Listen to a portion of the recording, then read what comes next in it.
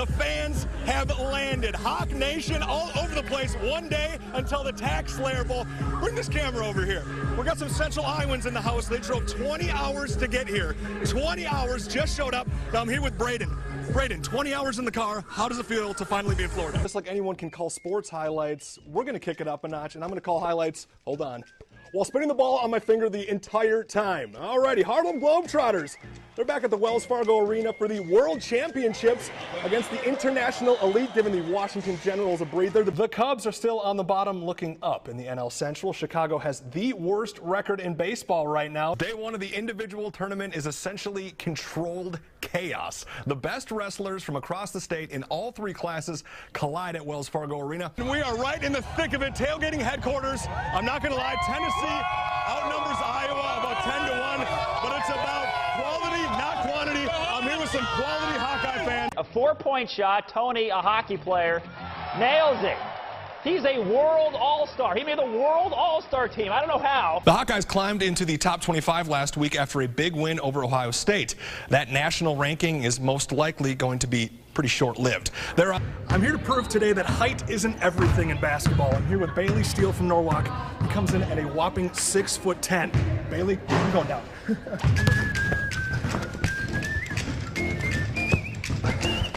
Can't guard me. Oh. He can guard me.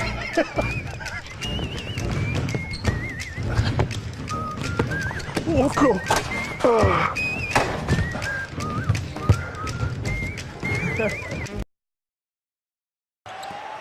When Melvin Ejim gets the ball near the hoop, chances are you know what's going to happen. I mean, I think I try to play above the rim, try to get some easy buckets, try to get some dunks, get the crowd going, get myself going. Melvin is just putting everything through the rim with two hands, dunking the ball.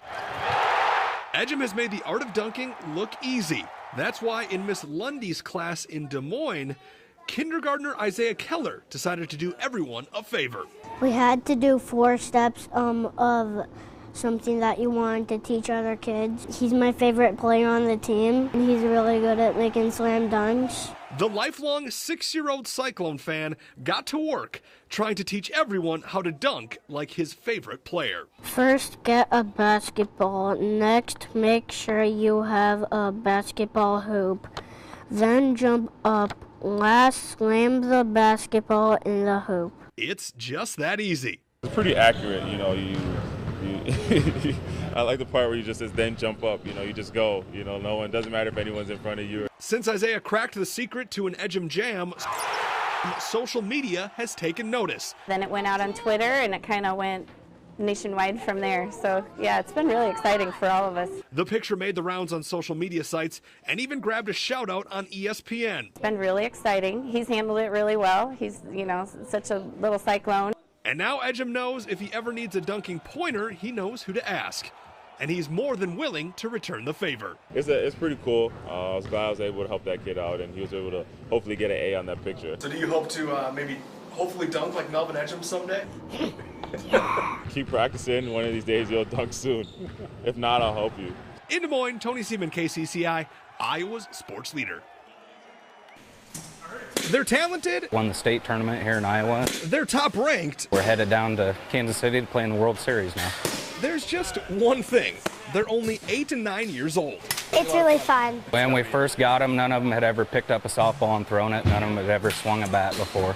But now the Waukee youth softball team is ranked #1 in the nation, a title that's taken a lot of hard work. Stopping the ball and making good plays and base running.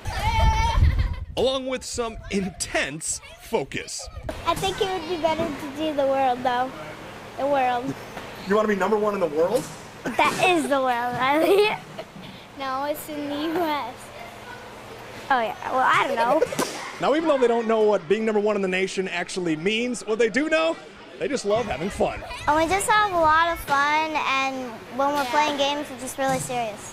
No, we're not. We're funny.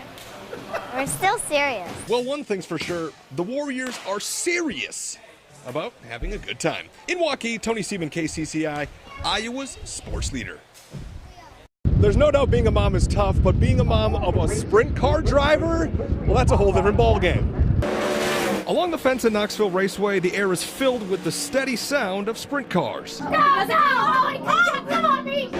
But when you take a step back from the track and head up to Suite 13, Go! the roar of the engine is replaced by the sound of some proud but anxious moms. Make me a nervous wreck. I'm not going to lie. It makes me a nervous wreck. If you're healthy, it's fine. But when you're not, you got high blood pressure, it kind of gets to you once in a while. Because when your son, grandson, and husband is going bumper to bumper, being on the edge of your seat just doesn't cut it. Come on, me! Go, me! Go! I hide my eyes, I close my ears, and then I'll watch one lap and I'll scream and holler, and then I'll hide my eyes and plug my ears for another lap. My daughter and Brian's wife, now they're the hollers and the screamers and the jumpers.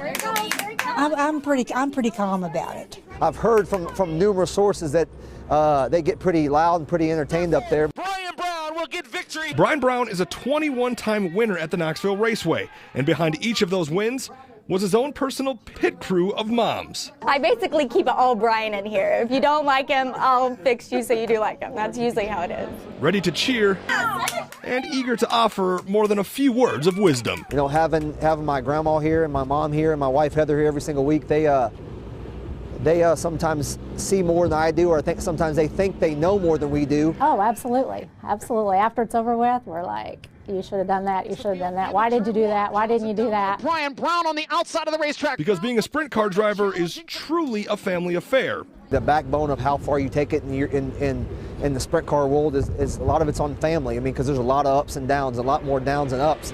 And taking on 59 other sprint car drivers gets a little easier when mom's in your corner. I wouldn't trade it for the world, though. Having them here and having that support.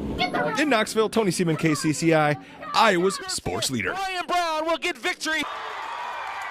Baseball is a sport that's all about big moments. And Saturday had plenty. It's one of the best feelings I've ever had. They've worked so hard. They deserve all the credit that they get. Bringing home a state title was a huge moment for all of Twin Cedars, but for one family in particular, it meant so much more. Baseball is just our life. It always has been. Hunter was throwing a ball before he could even walk. For Hunter and Trace Embray, baseball has always been life. The two grew up holding a baseball with their parents Tisha and Darren right by their side. Baseball is just, it's us. It's always been us. And Darren played, I played. It's just a love that we've got in our heart, and it's always there. Until 5 years ago, when everything changed. Well, it's been an emotional ride for us. Very emotional. Their dad Darren had a rare form of lymphoma and passed away. But he left a message that they would never forget. Darren told Hunter a long time ago, all of these boys were on two separate teams.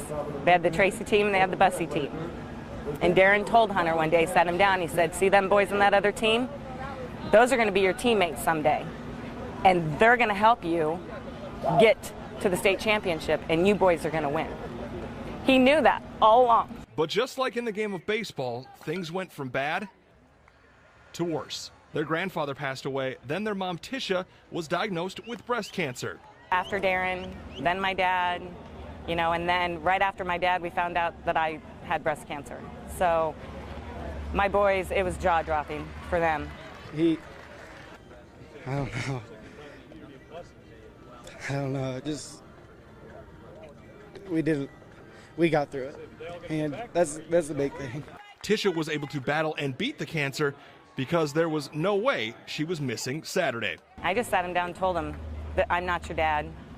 I'm going to be here. I'm going to watch you win that state championship. So you just go out and focus on what you need to focus on and let me worry about me, and I'll take care of me. That's what leads us to this moment. In the bottom of the seventh, with 2 outs and an 8-2 lead, clutching her husband's wedding ring, Tisha watched her 2 sons fulfill their dad's promise from years ago.